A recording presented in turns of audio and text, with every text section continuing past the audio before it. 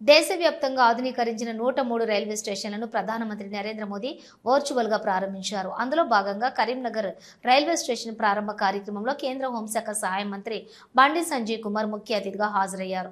సంజయ్ తో పాటు రాష్ట్ర బీసీ సంక్షేమ శాఖ మంత్రి పొన్నం ప్రభాకర్, ఎమ్మెల్సీలు మల్కా కుమరయ్య, అంజిరెడ్డి, రైల్వే శాఖ ఉన్నతాధికారులు ఈ కార్యక్రమానికి హాజరయ్యారు. ఈ సందర్భంగా బండి సంజయ్ మాట్లాడుతూ గతంలో బీఆర్ఎస్ సహా కొంతమంది నాయకులు ప్రతిదానికి లేఖలు రాసి చేతులు దులుపుకున్నారు.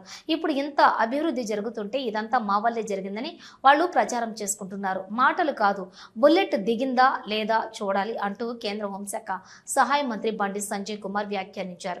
ఎవరి హయాంలో రైల్వే స్టేషన్లు అభివృద్ధి చెందాయో కరీంనగర్ రైల్వే స్టేషన్ ఆధునీకరణ నిదర్శనమన్నారు. అతి త్వరలోనే జమ్మికుంట రైల్వే స్టేషన్ సైతం అమృత్ భారత్ పథకంలో చేర్చి ఆధునీకరిస్తామన్నారు. కరీంనగర్ నుండి హసన్పర్తి వరకు 61 కిలోమీటర్ల నూతన రైల్వే లైన్ నిర్మాణంపై సర్వే పూర్తి చేసి డీటెయిల్డ్ ప్రాజెక్టు రిపోర్టు కూడా తయారు చేశామన్నారు.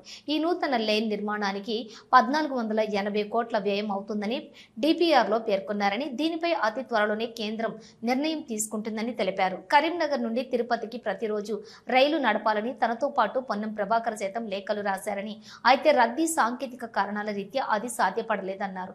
వారానికి 2 సార్లు నడుస్తున్న ఈ రైలును వారానికి 4 సార్లు నడిచేలా చర్యలు తీసుకుంటామని హామీ ఇచ్చారు.